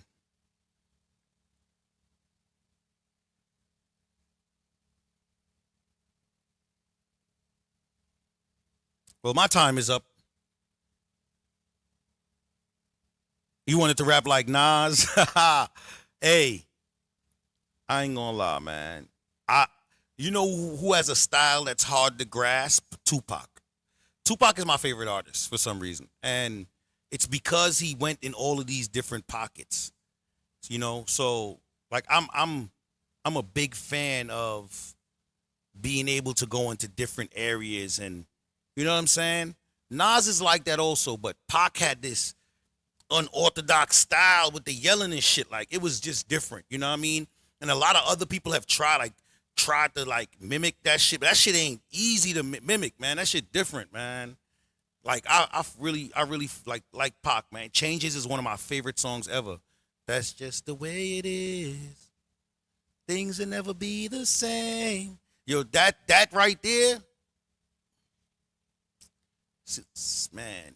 You know what's crazy? Changes. So during Black History Month, I performed Changes in my in my elementary school, I think, or junior high school, at a Black History Month show. I just had to take out the cursings. At first, they wouldn't let me.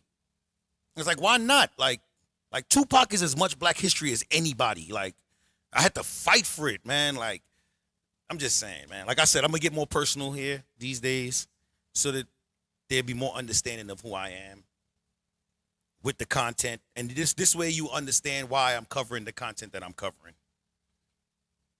I would like to say shout out to the chat, shout out to the Cash App,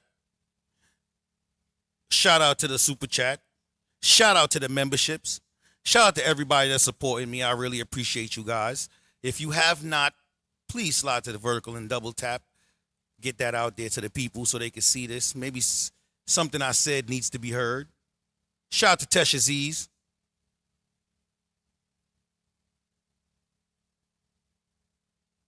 For being a member for 5 months. Live life to the fullest. Blessings, Tesh. Let me see what we got here.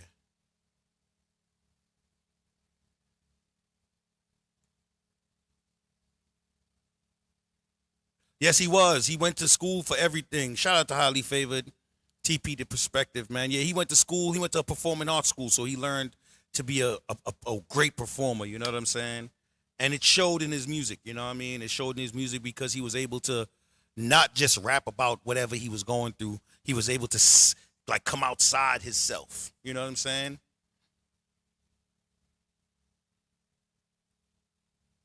Shout out to the John Show. What's going on, man? How you doing, brother? Man, shout out to everybody that pulled up, man. I really appreciate you guys. I'm about to get going. I got some things to take care of. I really appreciate you guys. Let me see if I got something for us to leave to here. Shout out to Uncle L for being a member for 5 months. Oh, everybody hit their 5-month mark, huh? I really appreciate you guys, man, for staying with me while I was trying to build up this other channel. But hey, I'm back. We're going to make this work. We're going to work this thing on out. We're going to get this content. I'm going to try to put this news together for everybody. Let me see if I got something for us to leave to that does not apply to those people. Not really. I don't have anything. So what I'm going to do is, yes, I'll be going live on Wednesday, but not Woolwich Wednesday. It's going to be a regular informative live. It's going to be another one of these boring lives right here, Highly Favored. It's not going to be Woolwich Wednesday. I'm not covering anything in that sector anymore. Shout out to the chat, though. I really appreciate everybody for pulling up. And I'll be back. Dad TSC. Let me wait. Let me just wait for everybody to put day one. Shout out to Thad Tears. 5 months. Hey, everybody gonna get a notification that they've been a member for 5 months. That's a member. So Could you guys please? Hey, yo, WabbitTube Network, if you're looking at this video, is there any way you could tell me how I could send a link to Highly Favored so she could become a member? Because I don't know how to do it. I've clicked on the membership thing, and it's not giving me an option to share it.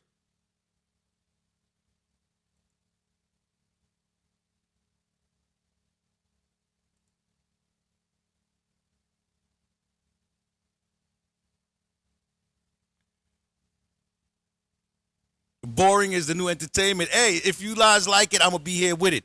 AOTP, I'm going to have it for you guys if y'all want it. I'm like a hustler. You feel me?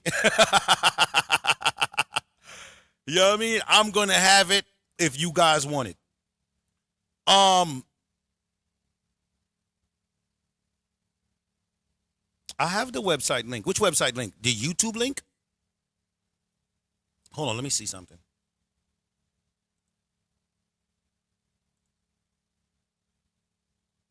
Hold on. All right. Courtney Peach is gonna send it to you, Highly Favored. Oh, shout out to Letitia3.POV. It's right there. Highly Favored. This message right here. Oh, you can't even see it. This message. Who the hell is texting me?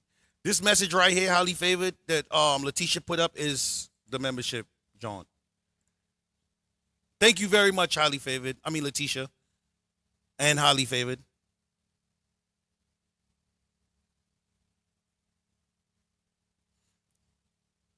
You guys know what you're doing. I don't even know what I'm doing. As far as that goes, you know, I'm new to this monetization stuff. She said it doesn't work.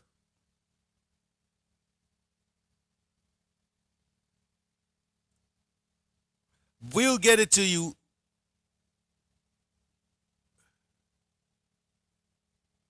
Oh, because she said you need to do it from your web browser. We gonna figure this out. She said that's not it. We gonna figure this out, you guys. We will definitely figure this out.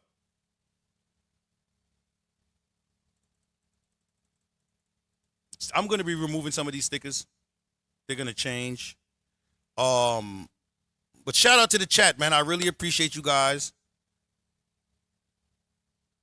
Letitia, Highly Favored, Courtney Peach is gonna get with you and make sure that we figure this out.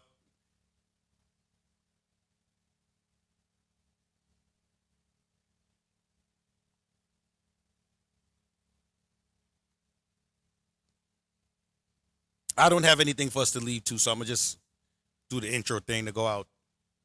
I'm gonna put my outro together today.